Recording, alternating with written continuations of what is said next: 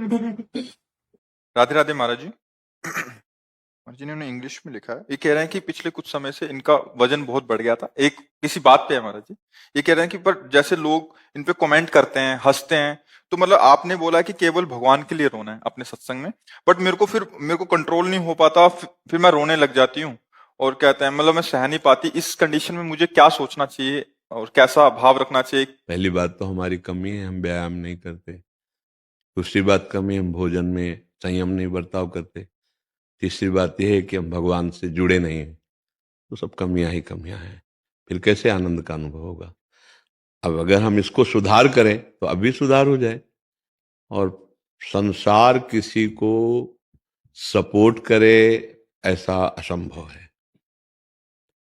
कोई न कोई प्रतिकूलता तो संसार की तरफ से आती ही रहती है। जिनका शरीर मोटा नहीं उनको नहीं आती क्या?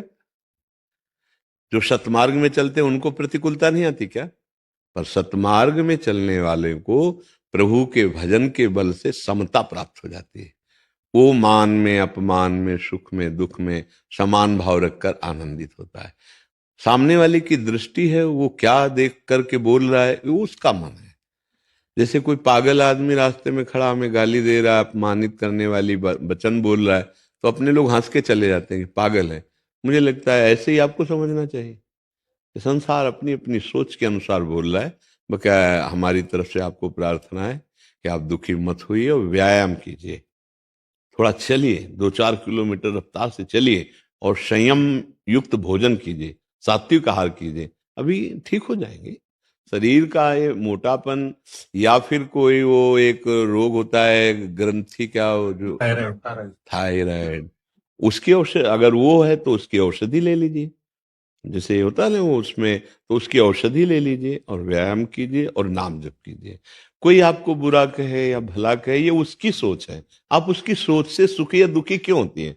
आपकी मस्ती अपनी होनी चाहिए ना।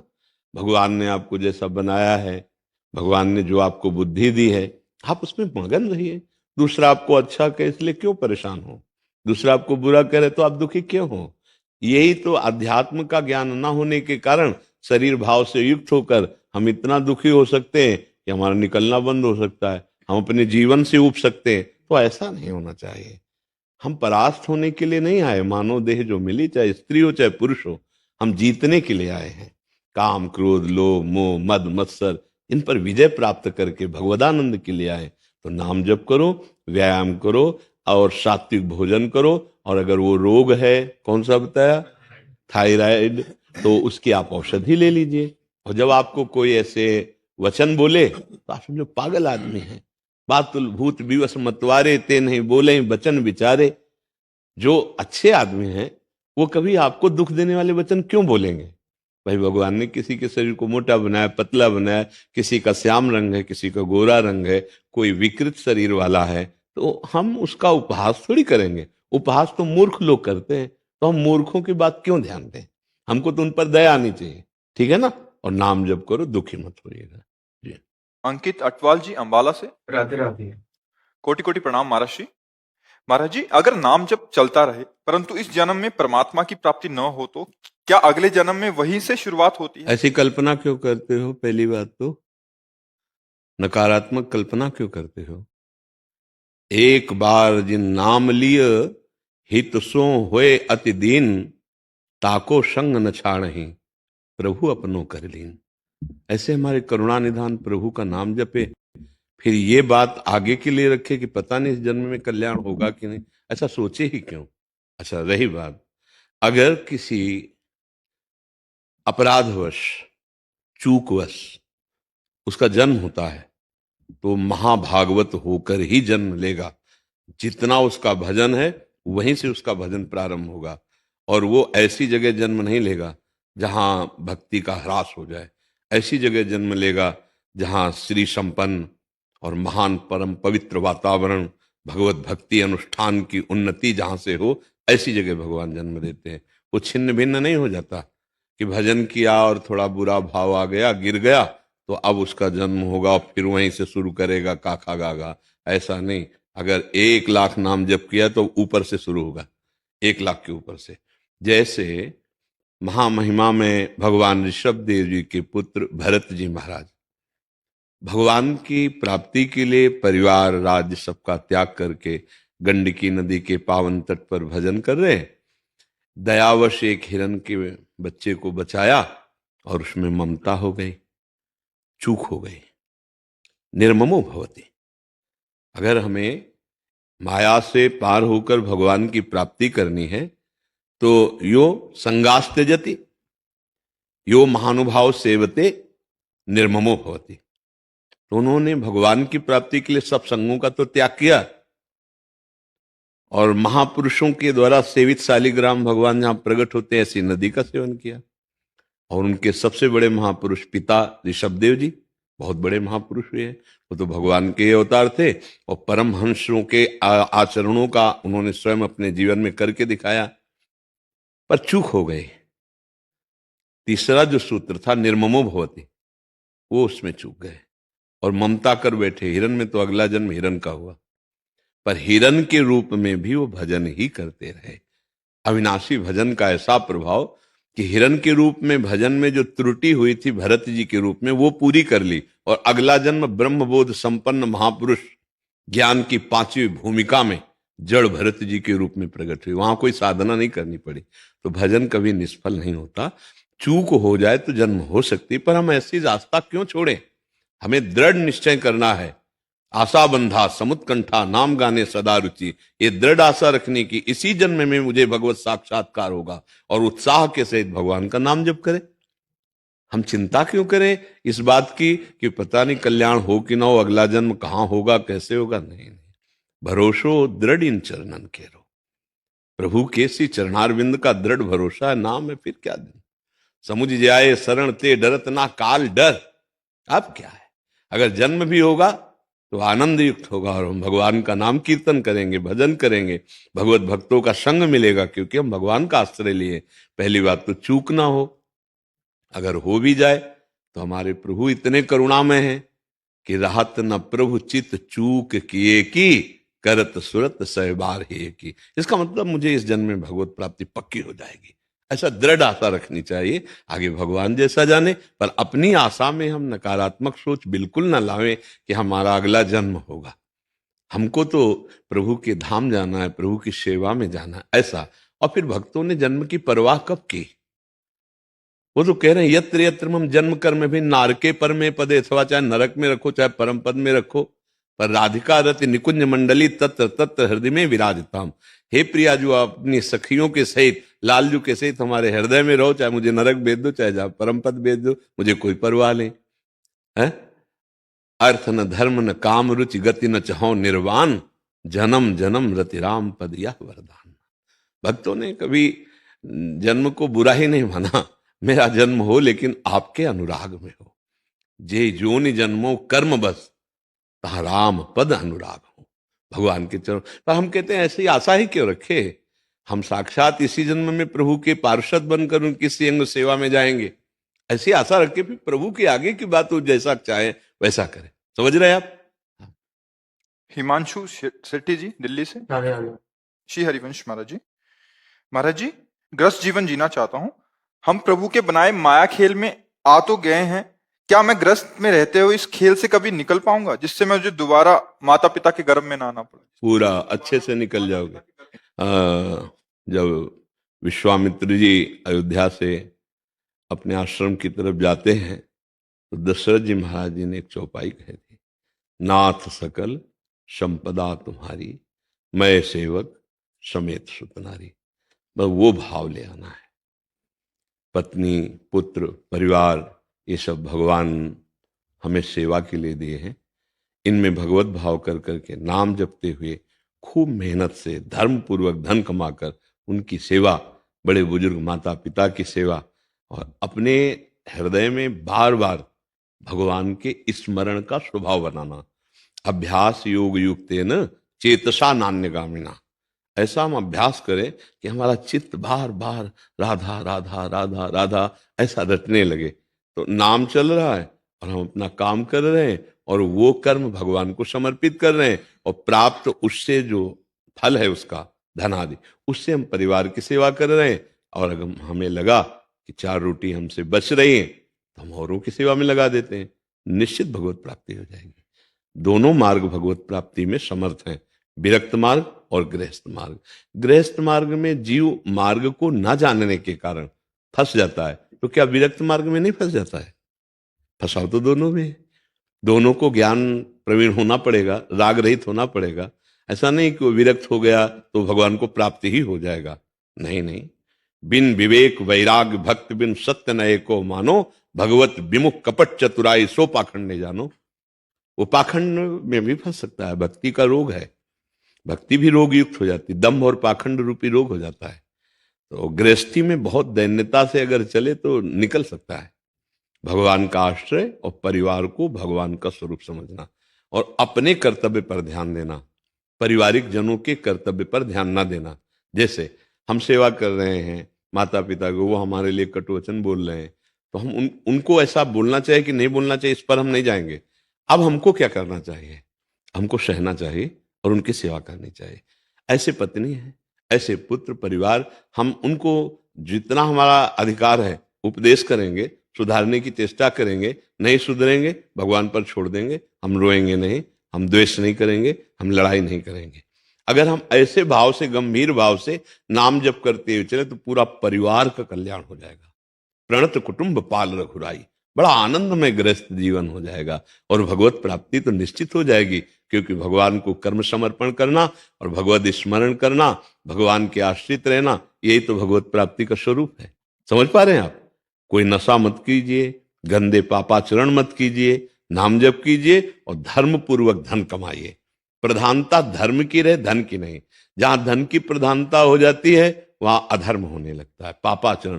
पापाचारी कभी भगवान का भजन नहीं कर सकता।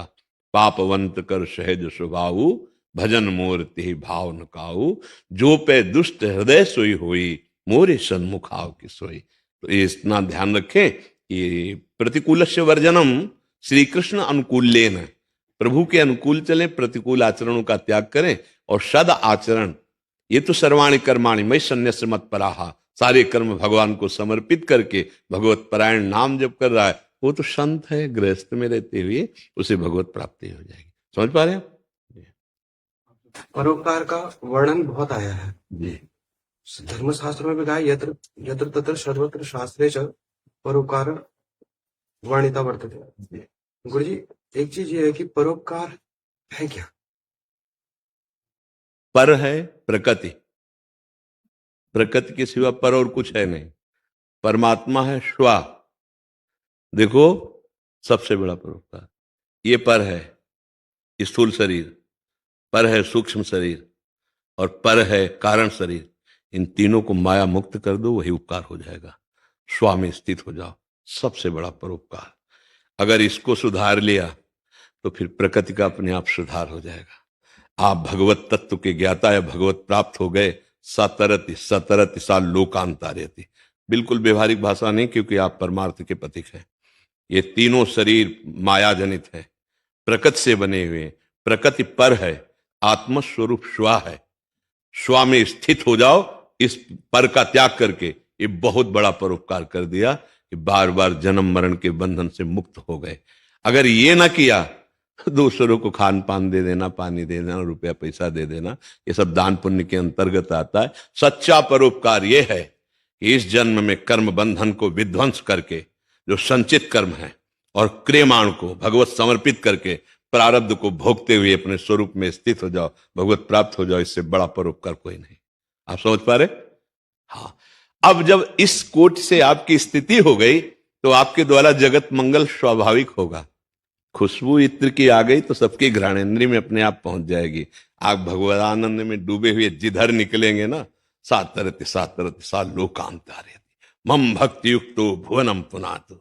वो दृष्टि से, वाणी से मात्र केवल वहां खड़ा हो जाए तो जगत मंगल करना शुरू कर देगा। इससे बड़ा परोपकार क्या हो सकता है? जी स्वयं माया मुक्त होकर के दूसरों के भ्रम का नाश कर दे, इसे ही परोपकार कहते हैं। और जैसे कपड़ा दे दिया, खान पान दे दिया, औषधि दे दिया, ये तो प्राकृतिक क्रियाएं हैं। संत जन इसे परोपकार नहीं। परोपकार यही है, उसे भगवान में स्थित कर देना। तो पहले स्वयं स्थित हो, इन तीनों शरीरों का राग त्याग करके सच्चिदानंद में स्थित हो गया। अब वो महापुरुष जगत मंगल के लिए जिधर से निकलेगा उधर परम मंगल होगा। आपके प्रश्न के अनुसार, आप जैसे प्रश्नकर्ता के लिए यही उत्तर है। अगर परोपकार करना है तो अपने को मुक्त कर लो इन तीनों शरीरों के बंधन से। तो तीनों लोकों पर विजय प्राप्त किया हुआ महापुरुष कहा जाता है। और वो महापुरुष जिधर निकलता है तो मम भक्ति युक्तो भुवनम पुनातु, जगत का पावन परम कल्याण कर देता है। ये विश्व का भरण पोषण करने वाले भगवान यथा योग्य सबको तो दे ही रहे। संत क्या करते हैं? उनकी दुष्टता का विनाश करके साधुता उनके हृदय में लाते हैं। ये संतों का परोपकार होता है, ये कोई दूसरा नहीं कर सकता। तो आप भगवान की पार्षद हैं, भगवान की कृपा से इस मार्ग में चल रहे हैं, तो आप स्वयं जीवन मुक्त होइए और आपके सानिध्य में जो आए उनको जीवन मुक्त कीजिए। तभी यही सबसे बड़ा परोपकार रहेगा। कोई संशय इससे? प्रणाम। जीनिया जी, श्री हरिवंश महाराज जी। महाराज जी, आप कहते हैं कि हमेशा नाम जप होना चाहिए। तो जब हम श्री जी को पुकारते हैं और लालजू को पुकारते हैं, जैसे लाला, लाडो, लाडली जू, तो क्या वो हमारे नाम जप में ही गिना जाएगा? क्योंकि मैं नाम जप तो कम कर पाती हूँ, मैं स्कूल जाती हूँ, लेकिन स्कूल जाने से पहले सबका नाम लेती हूँ, माता पिता को प्रणाम करती हूँ, हाँ, चरणामृत। बिल्कुल ऐसे ही करते रहो। एक दिन एक अच्छे महाभागवत की स्थिति आ जाएगी। ठीक है, बहुत अच्छे बच्चे हो, ऐसे करते रहो जी। सुमन सोनी जी, हरियाणा से। श्री हरिवंश महाराज जी। राधे राधे गुरु जी। गुरु जी, मैं संगीत शिक्षिका हूँ। संगीत के माध्यम से भगवान को रिझाना बचपन से करते आ रही हूँ, परंतु इस कलयुग समय में आपकी कृपा से पिछले 6 महीनों से आपके सत्संग का निरंतर सेवन कर रही हूँ, परंतु अब आपकी और श्री जी की शरणागति में जो दूरी है वो अत्यंत विकल करती है, जिससे बार बार आंखों से आंसू गिरते हैं और भजन में बाधा आती है। ये कैसे ठीक होगा गुरु जी? भजन में बाधा आती, आंसू निकलते हैं, ये तो मेरी कम समझ में आया। आंसू निकलते हैं तो भजन सरस होता है, समझो पहले। गाने की उससे कह रहे हैं, जब गायन करते हैं वो गला रुंध जाता है। हाँ, ये तो गायन का फल हो गया ना। हाँ, वाग गदगता द्रवते चित्ते से, गदगद सुर नैना सजल दंपति रस रहे भीन, ही गति वृंदा विपिन में फिरे प्रेम तल्लीन। ये तो मतलब समझो कि पूरे जीवन के गाने का फल मिल गया। अगर हमारी आवाज अवरुद्ध हो गई, आंखों से आंसू आ गए और हमारा चित्त द्रवित हो गया, तो मतलब काफी कृपा हो गई है भगवान की। अब हम धीरे धीरे भगवान के नजदीक होते चले जा रहे हैं। गदगद कंठ नयन बहा नीरा, ये तो भगवत भक्ति का स्वरूप है। पर हम अपनी संपत्ति को छिपाएं। बस ध्यान ये रखना है कि अगर कहीं हम अपने को भक्त साबित करने की भावना अंदर जागृत हो गई तो लुटेरे बहुत जोर के हैं, वो लूट ले जाएंगे। देखो, असली जो धनी पुरुष होता है वो अपने को धनी दिखाना नहीं चाहता है, क्योंकि वो बचना चाहता है। अगर 1,000-500 रुपया जेब में हुए तो 10 रुपए की चीज लेने पर बड़ा नोट निकालेंगे, जिससे समझ में आए कि हम धनी हैं, क्योंकि वो धनी है नहीं है। और जो धनी होगा वो कोशिश करेगा कि सामने वाला यही जाने कि हम कर्जा लेके काम कर रहे हैं, क्योंकि अपने को बचाना है। ऐसे ही जो भगवत प्रेम का मार्ग है, इसमें बहुत छुपाने का मार्ग होता है कि हमारी भक्ति कहीं प्रकाशित ना हो जाए। और जब भगवान प्रकाशित करते हैं तब वो इतनी महान ज्वाला होती है कि अगर पतिंगा आदि बुझाने के लिए आए तो स्वयं भस्म हो जाएंगे, उसका कुछ नहीं बिगाड़ पाएंगे। तो जब तक भक्ति दीपक है तब तक संभल करके अपने को बचा के रखे, क्योंकि इसमें पतिंगे झपटेंगे और दीपक की लौ को बुझा देंगे। काम क्रोध लोभ मोह मद मत्सर, और जब भक्ति ज्वाला रूप धारण करती है तो ये सब भस्म हो जाते हैं, कोई भी विकार हृदय में नहीं रहता। अच्छा, गायन कला में एक सावधानी की विशेष जरूरत होती है कि गायन कला में रजोगुण उत्पन्न होता है, रजोगुण की वृत्ति, और इसमें काम की बहुत वृत्तियां उदय हो सकती हैं। अगर उसको हम शासन में लें और भक्ति परक कर लें तो ये भगवान के रिझाने का बन सकता है। नहीं, जहां संगीत में आह्लाद उत्पन्न होता है तो रजोगुण की तरफ ले जाता है, और रजोगुण से काम का प्रादुर्भाव होता है, और काम ही समस्त विकारों का मूल होता है, वो गिरा देता है, प्रायः गिरा। ये मतलब आप ये समझो, शास्त्र और हृदय दोनों से मिला के कह रहा हूं कि जिस समय हम गायन कला में निपुण होते हैं तो एक गायन में संगीत में आह्लाद होता है। वो आह्लाद यदि प्रभु की तरफ करके गाया जाए और प्रभु से लिया तो वो भक्ति बन जाता है, और वो आह्लाद यदि इधर गिर गया तो वो काम बन जाता है। ये फिर काम की तरफ वृत्ति चली जाती है। देखो ना, गायन काम में भी तो है ना, कामवर्धक गायन भी तो है ना, कामवर्धक संगीत भी तो है ना, कामवर्धक नृत्य भी है तो है, राम चरणारविंद की प्रीतिवर्धक गायन भी है, प्रीतिवर्धक नृत्य भी है। प्रीतिवर्धक इधर हो गया और इधर हो गया कामवर्धक। तो हमको ये सावधानी रखनी है कि हमारे अंदर की वृत्ति राम प्रीति की हो, राधा प्रीति की हो, कृष्ण प्रीति की हो, काम प्रीति वाली वृत्ति का निषेध हो जाना चाहिए। प्रायः मतलब ये सार्वभौम सिद्धांत बात है, क्योंकि संगीत आह्लाद प्रकट करता है। आप देखो ना, झूमने लगेंगे आप। अब वो कामवर्धक है या भक्तिवर्धक है, अब इसमें देखना है। वो संगीत भक्तिवर्धक हो तो हमारे जीवन का परम लाभ हो गया, अगर कामवर्धक हो तो खतरे में पड़ गया मेरा संगीत भी और मेरा जीवन भी। वो आह्लाद को संभालना है। वो जो आह्लाद संगीत से प्रकट होता है वो आनंद समुद्र की तरफ जाना चाहिए, ना कि माया समुद्र की तरफ। प्रायः चूक हो जाती है और माया समुद्र की तरफ हो जाता है। और जब माया समुद्र की तरफ जाता है तो काम, क्रोध, लोभ, मोह, मद, मत्सर फिर इनमें बदल जाता है। प्रधानता लोक रिझावा, प्रधानता धन, प्रधानता शरीर सुख, संगीत व्यर्थ हो गया। प्रधानता भगवान को प्रसन्न करना, आह्लाद भक्ति युक्त हो जाना, भरोसा प्रभु का दृढ़ हो जाना, संगीत का फल मिल गया। देखो देवर्षि नारद जी के हाथ में हर समय वीणा लिए रहते हैं। स्वयं समस्त जगत को बुद्धि प्रदान करने वाली देवी सरस्वती जी वीणा लिए रहती है। जिन महान भागवतों को देखो, कोई करताल, कोई मृदंग, कोई ढप, इन संगीतों के द्वारा वो भगवान के आनंद में मगन हो रहे। वही संगीत का प्रयोग कामानंद में, विषयानंद में, जगत की तरफ। तो अगर भाग्यशाली है तो उसे भगत बन करके भगवान को रिझाता है, नहीं तो फिर वो जगत को रिझाते हुए फिर माया के ही बंधन में फंस जाता है। संगीत एक अद्भुत साधना है जो भगवत प्राप्ति करा सकती है। संगीत एक अद्भुत आह्लाद है जो विक्षिप्त को भी नचा सकता है। टेंशन में है, परेशान है, बड़ी समस्या है, और संगीत सुर वो भी झूमने लगेगा, है नहीं, आह्लाद उसको भी आने लगेगा। तो संगीत एक साधना है, इसकी साध्य वृत्ति भगवदानंद है।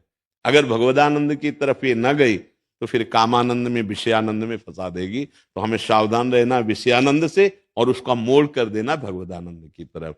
तो फिर ये दशा तो आ ही जाएगी, अश्रु प्रवाह होना, गदगद कंठ हो जाना, गाते गाते आपका गायन रुक गया, ये फल मिल गया आपको गायन का। सामने प्रभु के भाव है, अब आगे गाया नहीं जा रहा, आप शिथिल हो गई, एक कृपा हो गई, मतलब जीवन सार्थक होने जा रहा है, धन्य होने जा रहा है। बिन रोए किन पाइया प्रेम प्यारा मीत, असलियत में यदि प्रभु के लिए रोना आ जाए, रुदु सुश्रम राजन कृष्ण दर्शन लालसा, इससे बड़ा लाभ क्या मिल सकता है। संगीत का यही लाभ है कि हम प्रभु के लिए रोने लगे, हम प्रभु के लिए तड़पने लगे। काश पाठक जी, मध्य प्रदेश से। श्री हनुमान गुरुदेव सादर प्रणाम। गुरुजी, सन 2018 से लगभग प्रति माह श्री जी एवं ठाकुर जी का दर्शन पाने का भाग्य प्राप्त होता है। अब सुख दुख सब इनकी मर्जी लगती है, किंतु मन की जिज्ञासा यह है कि मुझे अब हर राह में दिखाई देने वाले गाय, पक्षी, पागल व्यक्ति, अपंग व्यक्ति, पीपल के पुराने वृक्ष जैसे जीवों पर अचानक प्रभु का आभास होता है और उनको नमन करता रहता हूं। हर दिन सभी राह में मिलने वालों से ये होता है कि उनमें भी ऐसा भाव आता है, ऐसा इनका कहना है। परेशानी क्या है? ये तो बहुत बढ़िया है, अच्छा है। धीरे धीरे इस भाव को इतना बढ़ाओ कि चराचर जगत अपने आराध्य देव का स्वरूप दिखाई देने लगे। हाँ, बहुनाम जन्मनावंते ज्ञानवान माम प्रपद्यते वासुदेवाश्वर मित्सा महात्मा सुदुर्लभा। सब जगह कृष्ण दिखाई देने लगे, राम दिखाई देने लगे, हरि दिखाई देने लगे। भगवान की कृपा है, आप उसको और बढ़ाइए। हाँ, सब पूरे जगत में बढ़ा, जड़ चेतन जग जीव जत सकल राम में जाने, सब में मेरा प्रभु विराजमान है।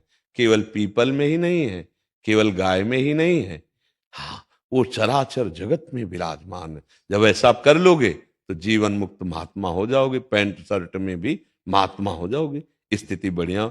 नाम जप करो, कोई गंदा आचरण मत होने पावे, और सब में ऐसा भगवत भाव करो जैसा आप कह रहे हैं कि मेरे अंदर ऐसा भाव है, और आगे बढ़ते जाओ। अभी तो बहुत बड़ा कार्य है, है ने? अभी तो कुछ ही जगह भगवत भाव कर पाए हो, सब जगह यही भाव फैलाना है। हाँ देखो गोस्वामी जी कैसा सुंदर भाव, सिय राम मैं सब जग जानी, करऊं प्रणाम जोरी जुग पानी। सब संसार को सिया राम में और प्रणाम कर रहे हैं। चिद चिद लक्षणम सर्वम राधा कृष्णमयम जगत, राधे श्याम में पूरी सृष्टि, सिया राम में पूरी सृष्टि। हम ऐसे चले और अहंकार ना करें। इसमें एक और बात है कि मैं तो सब में भगवत भाव करने वाला महात्मा हो गया हूं या बहुत ज्ञान हो गया है, फिर माया ऐसा फंद रच देगी कि जान पाना मुश्किल हो जाएगा। हाँ, अहंकार से फिर भगवत मार्ग में बाधा पैदा हो जाती है। तो दैन्य रहिए और आगे बढ़ते रहिए इस मार्ग। जी शशि मोहन पांडे जी मैनपुरी से, कोटि कोटि प्रणाम महाराज श्री। महाराज श्री, आपकी कृपा बहुत बरस रही है। हमारी छोटी सी श्री जी की कुटिया में मैं जब भी घर आता हूं तो यही सुनने को मिलता है कि राधा राधा बोलो। महाराज जी, मेरा यही प्रश्न है कि मेरा धाम में आना बहुत कम होता है, साल में 1-2 बार आता हूं, पर इस शरीर की पत्नी को श्री जी की कृपा से हर महीने भेज देता हूं। वो मुझे साथ लाने की बहुत जिद करती है, पर मैं नहीं आ पाता। गुरुदेव, बार बार धाम आने को मना करना ये मेरा कोई अपराध तो नहीं बन रहा? नहीं नहीं, ऐसा कोई अपराध नहीं है। मान लो पत्नी आ रही वो भी ना आवे, हम कह रहे हैं वो भी मान लो ना आवे, और आप ईमानदारी से भगवान की भक्ति कर रहे हो, नाम जप कर रहे हो, साल 6 महीने में जब मन आया तब आप यहाँ दर्शन करने आ गए। बस खास बात है कि आपके आचरण सही हैं, आप भगवान का भजन कर रहे हो, तो धाम की कृपा आप पे है। घर बैठे धाम का दर्शन होने लगेगा अगर सही भक्ति करने लगो ना। धाम कोई जड़ वस्तु थोड़ी है। बहुत दूर देश से ऐसे सामने धाम दिखाई देगा। भाई जी महाराज गीता वाटिका में, राधा बाबा गीता वाटिका में, और ये गिरिराज और वृंदावन की शोभा में निरखते। हमारा चिंतन सही होना चाहिए।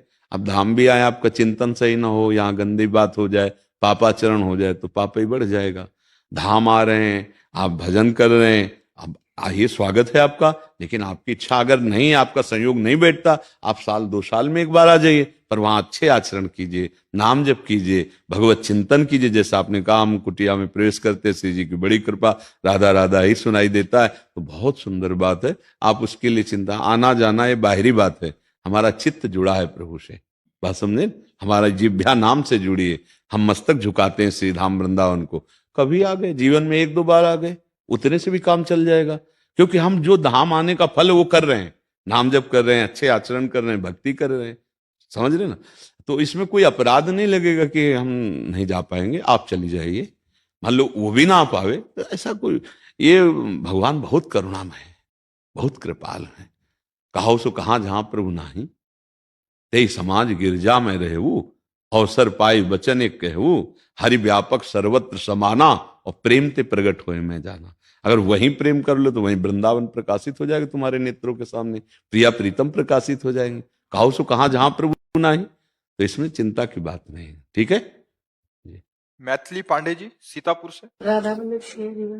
गुरुदेव आपके चरणों में कोटि कोटि प्रणाम। गुरुदेव, गिरिराज जी की परिक्रमा की महिमा व महत्व जानने की इच्छा है, और परिक्रमा करते समय कौन से नियम पालन करें जिससे परिक्रमा में कोई त्रुटि ना हो? गिरिराज जी भगवान श्री कृष्ण का साक्षात वपु है। भगवान ने देवराज इंद्र की पूजा रुकवा करके गिरिराज महाराज की पूजन वृत्ति ब्रजवासियों में प्रकट की, और स्वयं गिरिराज स्वरूप में प्रकट होकर कहा, मैं गिरिराज हूं और भोग आरोगा। और उसी समय भगवान ने गिरिराज जी की परिक्रमा पूरे ब्रजवासियों से कराई। ये जो 21 किलोमीटर में गिरिराज जी महाराज विराजमान है, ये साक्षात श्री कृष्ण वपु है। मतलब ये शिला यहाँ से कभी ले नहीं जाई जाती। ब्रज के बाहर कोई गिरिराज जी की शिला कभी भूल न करे ले जाने की, नहीं महत अपराध लगता है। और यहाँ जो परिक्रमा दी जाती है तो दाहिनी तरफ गिरिराज जी होते हैं पूरी परिक्रमा। जब हम परिक्रमा देंगे तो दाहिनी तरफ आराध्य देव गिरिराज जी होते, तो इधर लघु शंका न करे, इधर थूके नहीं, इधर कुल्ला न करे, लघु शंका कुल्ला बाई तरफ करे, और पूरे गिरिराज जी में मौन परिक्रमा दे या नाम कीर्तन करे। बीच में कोई प्रपंच की बात न करे, कोई नशा न करे। जैसे अज्ञानी जन है, नहीं जानते हैं तो मसाला खा लिया या बीड़ी सिगरेट पी, ऐसा नहीं। परिक्रमा मतलब पूजा हो रही है। भले एक बार परिक्रमा दो, लेकिन नंगे पैर परिक्रमा दो, क्योंकि पूजा में जूता पहन के थोड़ी जाते हैं। तो हम गिरिराज जी की परिक्रमा कर रहे हैं, नंगे पैर करें, दाहिनी तरफ कोई लघुशंका मलमूत्र का कुल्ला आदि का त्याग न करे, बाईं तरफ करे और मौन व्रत धारण करते हुए नाम जप करे या नाम कीर्तन करते हुए। अगर चर्चा हो तो भगवत चर्चा हो, नहीं तो मौन। ऐसी पूरी परिक्रमा कर ले तो 84 लाख योनियों में नहीं जाएगा। एक बार वृंदावन की परिक्रमा, गिरिराज जी की परिक्रमा, ये साक्षात प्रभु विराजमान है। अलौकिक धाम श्री धाम वृंदावन चिदानंद धाम है। तो वृंदावन है, गिरिराज जी हैं, बरसाना है, 84 कोस की ब्रज की परिक्रमा है, ये सब भगवत प्राप्ति के लिए है। तो सावधानी पूर्वक परिक्रमा दी जाए, ये साक्षात भगवत स्वरूप हैं गिरिराज जी महाराज। जो भी कामना अगर की जाती है और गिरिराज जी की प्रदक्षिणा दी जाए भाव से, तो लाखों की कामनाएं पूर्ण कर दी गिरिराज जी ने, और लाखों की करते रहेंगे, पर भाव पूर्वक होना चाहिए, अपराध बीच में ना बने। तो संपूर्ण कामनाओं को पूर्ण करने में समर्थ कल्पतरु, कामधेनु, सुरतर स्वरूप श्री गिरिराज जी महाराज। जैसे कल्पतरु के नीचे चला जाए, जो चाहे वो प्राप्त हो जाता है, जैसे कामधेनु से जो चाहे वो प्राप्त हो जाता है, ऐसे गिरिराज महाराज से प्राप्त हो जाता है। हमारे ब्रज के मुकुटमणि हैं गिरिराज महाराज। महाराज जी एक दो और संशय थे इसमें। जी, जैसे रास्ते में कहीं गुरुजनों के या संत महापुरुषों के आश्रम या उनकी कुटिया, उनके दर्शन करते हो या उधर 1-2 घंटा बैठ के जा सकते हैं, इसको भी हाँ, परिक्रमा पर अगर दाहिनी तरफ कोई कुटिया या आश्रम है तो हम वहां लघुशंका नहीं करेंगे। हम सोच रहे बैठ हैं सकते हैं महाराज जी उधर हाँ जाके? बैठ सकते, कीर्तन आदि एक जगह पे बैठ के? हाँ हाँ वो तो कर सकते हैं महाराज जी अगर क्योंकि कुछ बीच में रास्ते में जैसे परिक्रमा लंबी है, कुछ हाँ। पा सकते हैं महाराज जी? हाँ, एक इधर बाईं तरफ बैठकर गिरिराज जी की इस साइड में बैठकर खाएं पिए कुल्ला करें लघुशंका करें, क्योंकि 21 किलोमीटर की यात्रा होती है ना, तो हाँ ऐसा कर सकते महाराज हैं। जी क्या पादुका आदि में भी परिक्रमा हो सकती है? नहीं, पादुका में पहन करके नहीं हो सकती, बिल्कुल नहीं। पादुका पहन करके कहीं पूजा होती है क्या? पूजा गृह में हम पादुका पहन के थोड़ी जाएंगे। तो ऐसे इस समय जब परिक्रमा दी जाती है तो हम प्रदक्षिणा, ये भक्ति का अंग है, उस समय हम पादुका नहीं पहन। तभी हमने बीच में कहा भी, एक ध्यान से सुना होगा, कि चाहे एक परिक्रमा दे पर नंगे पैर दे। जो मतलब शास्त्रीय नियम है कि पादुका पहन करके कहीं परिक्रमा नहीं होती। जा सकते हो, आप मान लो गिरिराज जी गए हो तो पादुका पहने जा सकते हो, लेकिन जहां परिक्रमा उठाई तो पादुका हटा देनी चाहिए, नंगे पैर देना। महाराज जी एक और संशय, जैसे कुछ वृद्ध जन होते हैं, 70-80 साल की उम्र हो गई है, चल नहीं पा रहे, क्या टमटम आदि से वो बैठ के नंगे वो पैर- दर्शन करना माना जाएगा। पूरे गिरिराज जी का दर्शन हो रहा है टमटम में, रिक्शा में बैठकर, रिक्शा और टमटम में बैठकर के प्रदक्षिणा नहीं मानी जाएगी। वो दर्शन कर रहे हैं आप गिरिराज जी की तलहटी के आसपास, गिरिराज जी का बड़े भाग्यशाली है वो भी। अंदर से ऐसी भावना कर ली जाए कि महाराज जी हम परिक्रमा कर रहे हैं, क्योंकि हमारा इतना शारीरिक हाँ, तो फिर उसमें तो अगर यहाँ ना भी आवे तो भी परिक्रमा का फल मिल जाएगा। ये तो गिरिराज जी आने की बात है। मान लो 1000 कोस दूर है और वो गिरिराज जी का दर्शन कर चुका है एक बार, प्रदक्षिणा एक बार कर चुका है और वृद्ध है, तो 10 मिनट बैठकर एकांत भाव में आया, एकाग्रता पूर्वक प्रणाम करके प्रदक्षिणा शुरू कर दी मानसिक, तो उसको वही फल मिलेगा।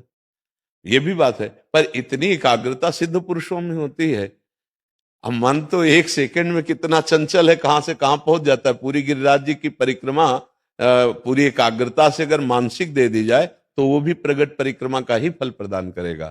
पर बड़े भाग्यशाली, जैसे अब शरीर वृद्ध है या शरीर में दब नहीं है चलने की, तो वो गाड़ी में बैठ करके, मतलब रिक्शा गाड़ी वो नहीं होती, टमटम हाँ या टमटम साइकिल आदि, आदि, हाँ। तो वो दर्शन है। देखो इसमें खास बात, जब हम कष्ट सहकर श्रम पूर्वक परिक्रमा करते तो हमारे पाप नष्ट होते हैं। जो तप है, जो कष्ट पूर्वक किया जा रहा है, वो हमारे पापों को नष्ट कर रहा है। और पाप जब नष्ट होते हैं, हृदय निर्मल होता है, तो फिर हमें सुख की प्राप्ति होती है। हमें जो दुख मिलता है वो हमारे पाप कर्म है। इसीलिए कष्ट पूर्वक ये साधना की गई है।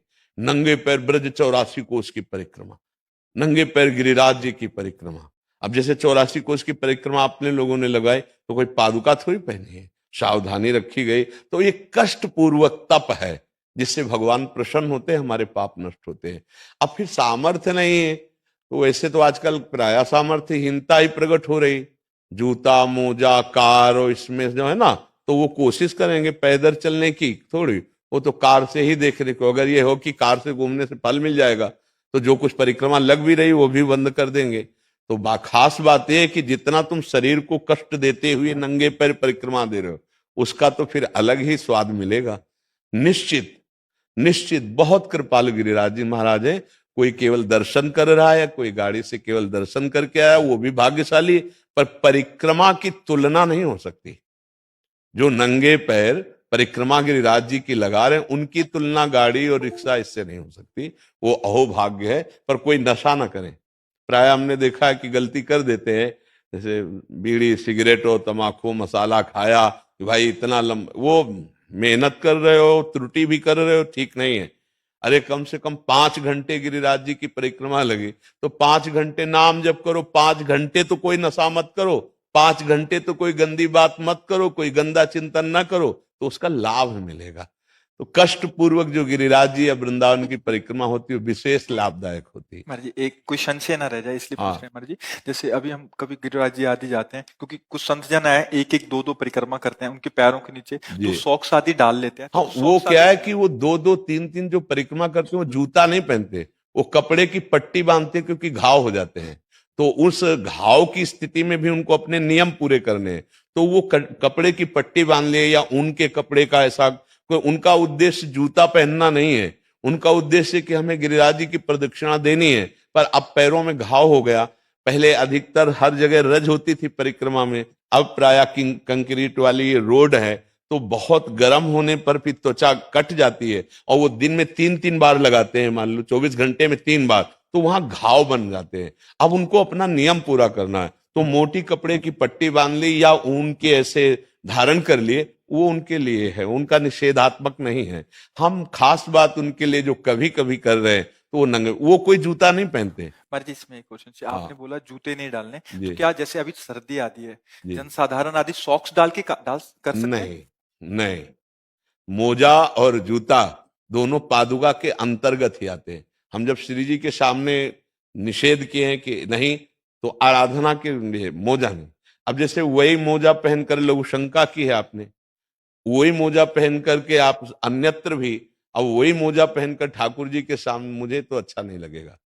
हाँ भाई, एकदम ऐसी परिस्थिति है तो नए मोजा जो लघुशंका सोच आदि में नहीं है और वो पहने हो, तो बात अलग है। जैसे गुरुजन वयोवृद्ध बीमार शरीर, तो वो धारण किए, पर नए मोजा, वो मोजा पहनकर वो बाथरूम नहीं जाएंगे। हाँ, अगर कोई ऐसी परिस्थिति है तो ऐसा नए मोजा पहन करके फिर ऐसा कर सकते हैं। पर हमें लगता है कि अगर शरीर काम कर रहा हो, रोगी ना हो, तो कष्ट पूर्वक गिरिराज जी या वृंदावन की परिक्रमा लगानी चाहिए, जिसमें नंगे पैर हो तो और अच्छा है। जैसे बिहारी जी राधा वल्लभ जी के दर्शन के लिए है, तो हमें तो नहीं लगता कि कोई श्रद्धावान उनके सामने वही मोजा पहन कर जाएगा जो बाथरूम में, जो शौच आदि या जो अन्यत्र पहने जाते हैं। वहां तो नंगे पैर जाना चाहिए। डेहरी के बाहर उतार दो और फिर लौट कर आकर उनको पहन लो। दर्शन के लिए तो सिर भर जाऊं उचित अस मोरा, सबसे सेवक धर्म कठोरा। हम अपने प्रिया प्रीतम के दर्शन करने जा रहे हैं, धाम के दर्शन करने जा रहे हैं, और हम ऐसा सोचे, उचित तो यह है कि हम सर के बल चल नहीं पाएंगे, नहीं, यहाँ सर के बल चले। हमारी प्रिया प्रीतम की राजधानी है, हमारे प्रभु का धाम है। जैसे हम अपने गुरुद्वारे में अपने गुरुजनों के यहाँ अत्यंत दैन्य होके जाते हैं, तो गुरु के परम गुरु भगवान विराजमान है, तो हम बड़े भाव से जाएं। पर बकाया जिनका शरीर ऐसा नहीं है, वो नवीन मोजे धारण कर लें, नवीन मोजे धारण कर ले, जो बाथरूम और शौचालय में प्रयोग नहीं किए गए। महाराज जी जैसे आपने बोला ईस्ट के पास, तो महाराज जी ईस्ट और गुरु में भेद नहीं है, तो जैसे गुरुजनों के पास आते हैं तो उनमें भी ये नियम? हाँ, जैसे अपने यहाँ की नियम है कि छोटा बच्चा है, अब उसको नहीं ज्ञान है ना, उसके मोजे होने चाहिए। दूसरा बीमार और वृद्ध है, उसके नहीं उतराने हैं, क्योंकि उसका शरीर बहुत कमजोर है और इतनी देर में वो ठंड में युक्त हो जाएगा तो पीड़ा पहुंच जाएगी। लेकिन जवान है तो बिलकदाब पहन करके नहीं आना, आप नंगे पैर आइए और आप कष्ट सहिए। ये प्रणाली पवित्र होने के लिए। अब जैसे वृद्ध मूर्ति है, अब उसको आप कह दो कि मोजा उतार दो, तो ठंडी लग सकती है, नीचे से उनको जुकाम हो सकता है, लेकिन जवान आदमी सह सकता है। जवान आदमी को तप करने का अवसर है, तो इसलिए हमने 2 को छूट दी है, एक छोटा बच्चा और एक वयोवृद्ध रोगी शरीर। अन्यथा सब मोजा रहित होकर के ही श्री जी के दर्शन करें या गुरु जी के दर्शन करें या परिक्रमा लगाएं। अगर छोटी परिक्रमा करते हैं तो या बड़ी नहीं कर पाए हैं तो महाराज जी? परिक्रमा तो पूरी 21 किलोमीटर की है, आज चली जाओ, छोटी कर आओ, 1-2 दिन बाद फिर चली जाओ, बड़ी कर आओ। पर परिक्रमा पूरी तभी मानी जाएगी जब 21 किलोमीटर की परिक्रमा होगी, नहीं तो आधी हुई ना जी, छोटी तभी कर लें और बड़ी? हाँ, उसको हम 2-3 बार में कर सकते हैं, कि आज यहां से यहां तक किया, चले गए, ना मानो सामर्थ्य नहीं, फिर अगली बार यहां से यहां तक किया, फिर यहां से पूरा पूरा कर लिया। तो एक परिक्रमा पूरी ऐसी है। जिनका शरीर पूरा साथ नहीं दे रहा, वो थोड़ा थोड़ा करके कर सकते हैं, 3 बार में कर सकते हैं, 4 बार में कर सकते हैं। बड़े नियत स्थान है जिनमें पहचान लगा दी कि हमारी परिक्रमा यहाँ से यहाँ तक हुई, अगली बार आए यहाँ से यहाँ तक कर लिया, फिर यहाँ से यहाँ तक कर लिया। तो ऐसे पूरी परिक्रमा कर सकते हैं, कर सकते हैं जी। सुलेखा सिंह जी बनारस से। राधा वल्लभ श्री हरिवंश महाराज जी, आपके चरणों में कोटि कोटि प्रणाम। महाराज जी, मुझे पॉलिसिस्ट किडनी रोग है। ये एक असाध्य बीमारी है, ये एक वंशानुगत बीमारी है। डॉक्टर के अनुसार मेरी किडनी सामान्य किडनी से 15 गुना बड़ी है। विगत 4 वर्षों से मैं इस बीमारी से जैसी आपकी है वैसे इस शरीर की भी है, ये भी वंशानुगत माँ के गर्भ से आता है। गुरुदेव, ये डर बना रहता है कि ये हमारे बच्चों में ना आ जाए, बस इसी वजह से मन बहुत घबराता है। काहे को डरना है? तुम्हारे केवल बच्चे अनंत ब्रह्मांडों का पालन पोषण हरि कर रहे हैं। जैसे तुमको दिया है तुम्हारे भाग्य के अनुसार ऐसे बच्चे आए अपने का। ये जरूर कि भगवान उनकी ये रक्षा करें कि उनको तुम्हारा कहीं वंशानुगत रोग न, बहुत भयानक है, बहुत भयानक है। कई बच्चों को हो जाता है, जैसे माँ को होता है ना, तो कई बच्चों को हो जाता है, और बहुत ही ये दुर्दशा वाला रोग है। अवश्य में वो भोक्तव्यम कृतम कर्म शुभाशुभम, भोगना पड़ता है। पर मस्ती इसलिए रही कि परम मस्त भगवान सच्चिदानंद से चित्त जुड़ा रहा, इसलिए कोई परेशानी आज भी नहीं है। यद्यपि बड़ी परेशानी, फिर भी कोई भी परेशानी नहीं है। परेशानी वाला चेहरा अलग ही होता नहीं होता है? आपको इस चेहरे में परेशानी नजर आ रही है? परेशानी दूर करने वाली बात नजर आ रही है, क्योंकि परेशानी जहां से दूर होती है वहां चित्त को समर्पित कर दिया गया, तो शरीर पीड़ा युक्त रहता है, मन प्रसन्न रहता है। तो वही बात हम आपको कहेंगे कि राधा राधा नाम जप कीजिए और खान पान का संयम रखिए। डॉक्टर की सलाह के अनुसार आहार लीजिए और थोड़ा व्यायाम कीजिए, मतलब चलने का व्यायाम इसमें ज्यादा सेट रहेगा, क्योंकि इसको मोड़ना, फट भी सकती किडनी। जैसे अपने लोग योगिक क्रियाएं करते थे, साधु वेश में थे, 8 घंटे 6 घंटे पद्मासन में बैठना, सिरासन में खड़े होना आदि आदि। तो फिर जब हम गए किसी डॉक्टर के पास, तो उन्होंने कहा कि आप कहीं साधन इस तरह का तो नहीं करते? तो हम कहा करते हैं। बोले मुझे अनुमान था, क्योंकि आप साधु हैं, फट जाएगी किडनी आपकी, क्योंकि उसका साइज बहुत बड़ा हो जाता है। हाँ, बहुत सावधानी की जरूरत, क्योंकि वो गांठें मतलब बहुत बड़ी बड़ी हो जाती हैं और फिर ज्यादा नुकसान होने की जरूरत है। आज के लगभग 20 वर्ष पहले जब हमको कुछ स्वामी श्री राम सुखदास जी के संतजन वो आए, तो अपने तो अकिंचन थे, तो उन्होंने कहा कि एक बार हम बहुत बड़े डॉक्टर से आपको चेक कराते हैं। उस समय हम अखंड वृंदावन वास की निष्ठा नहीं लिए थे। तो वहां जब दिन भर पूरा चेक हुआ, तो शाम के बैठाला और कहा बाबा जी हो, इसलिए तुम्हारे पास कोई तो है नहीं, तो हम पूरी बात तुम्ही को बता देते हैं कि तुम्हारी किडनी का साइज इतना इतना हो गया है और आप बहुत से बहुत 5 वर्ष आपका शरीर चलेगा और आप मर जाओगे। इसलिए आप अच्छे से भजन कर लीजिए और ब्लड प्रेशर दिखाते रहिए और थोड़ा सावधानी पूर्वक भोजन पाए। तुमका हमारे सावधानी क्या, जो भिक्षा मिला उसी से जीते हैं, कोई ना अर्थव्यवस्था ना कोई वास व्यवस्था। ऐसे उनका 5 वर्ष में मर जाओगे। तो उनकी बड़ी कृपा हुई जो उन्होंने 5 वर्ष शब्द कहा कि इसमें मर जाओगे, कि आप क्या साधन। फिर जो आर्त भाव जागृत हुआ, पता है ना, जब गजेंद्र ने देखा कि 1000 वर्ष लड़ते हो गए, अब ग्राह से नहीं छूट पाएंगे, परिवार के भी भाग गए गजेंद्र के, तो उसके आर्त भाव प्रकट हुआ और उसने पुकारा हे हरि, तो बात बन गई। तो ऐसे ही फिर जो आर्त भाव आया, फिर वो बात बनी जो जीवन में कभी साधना से नहीं बनती। तो मुझे लगता है मुझे ये किडनी वरदान मिली है कि हो सकता है कि जो बात हमारी कई जन्मों में बनती वो हमारी बात इस किडनी ने बना दी। सच्ची आपको कहते भगवान की विशेष कृपा। अब डॉक्टर है कि नहीं मुझे तो पता नहीं, पर अपना शरीर देखो 20 वर्ष हो गए। अरे आगे ठाकुर जी जाले जैसा, अगर उनको सेवा लेनी है ना तो ऐसे ही दहाड़ते रहेंगे, जब उनको बुलाना है तो बुला ले। तो डरो मत बच्चा, खूब नाम जप करो, मस्ती से रहे। मरना एक बार होता है, जिनकी किडनी ठीक होती है 1 मिनट में एक्सीडेंट होता है, पधार जाते। तो अपने तो भगवत आश्रित जन है, और ये निश्चय सोचना है कि शरीर तो छूटेगा, एक दिन छूटेगा। हाँ, जो कष्ट सहना है उसके लिए नाम जप से तैयारी कर लो।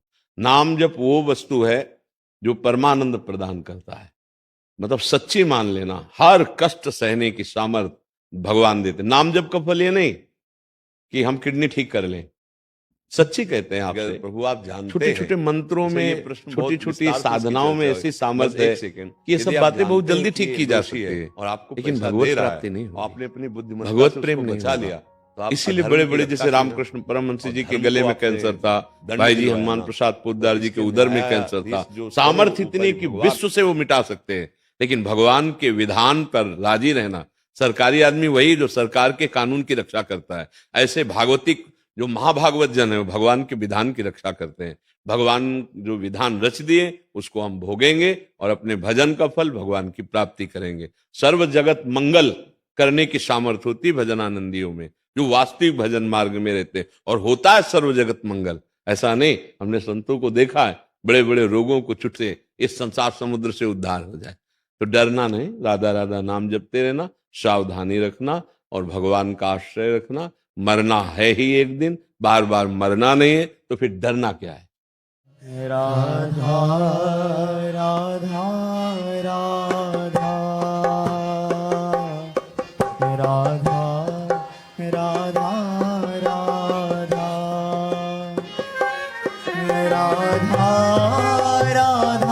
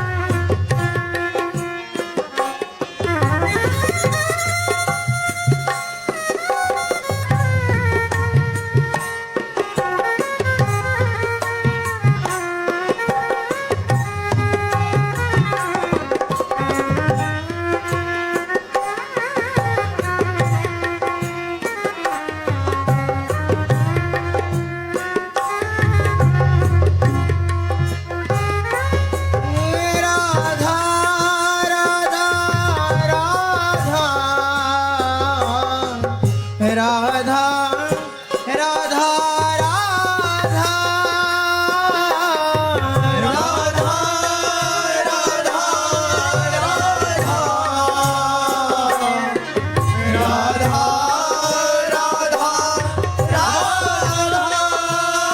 राधा राधा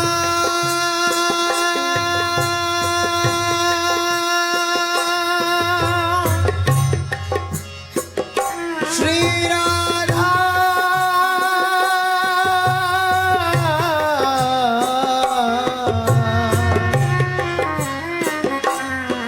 राधा